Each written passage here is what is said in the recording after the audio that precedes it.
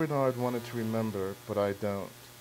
In 1970, when the then 28-year-old artist and writer published his evocative book, I Remember, AIDS had yet to affect the gay world Brainard describes with such fleeting delicacy in his collection of prose poems, short prose poems separated by white space, just as just as these reflections will be separated by white space. Bernard's white space is different than my own, though. He uses his sometimes as a pause and sometimes as a bridge where one can rest between reading one thought and then the next. What to call mine?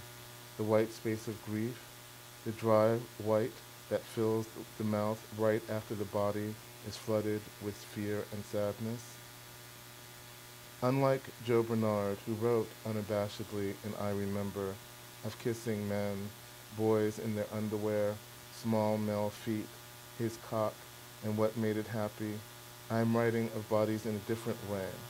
I am writing of the world, AIDS devoured, or more accurately, eviscerated, and from the point of view of a quote-unquote survivor who hates that word. No person ever survives another person. We just wake up and make coffee and read the paper and check email and think and have dinner, and then there it is, another day. And who, as a survivor, has grown to hate his memory, which is what joins the dead to the living. I don't want to remember that Joe Brainard died of AIDS-related pneumonia in 1994.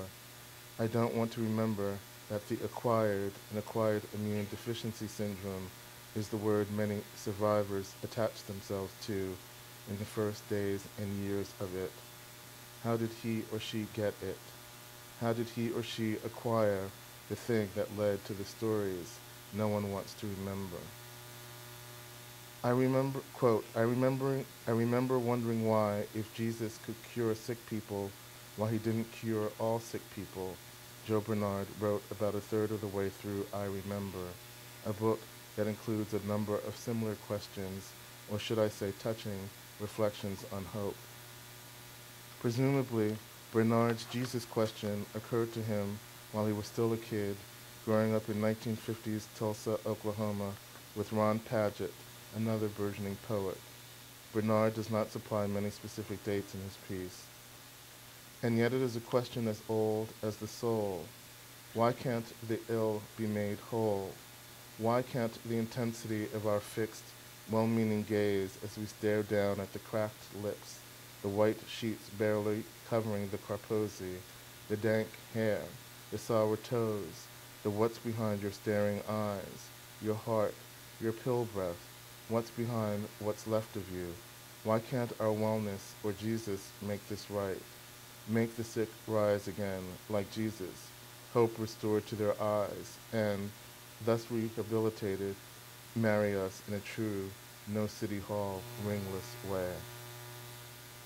I don't want to remember that one reason I started to read I Remember after many years of not was to shut the contemporary world of men out, to drown out what they told me in bars now over dinner casually on a New York City stroll as if yesterday had never happened.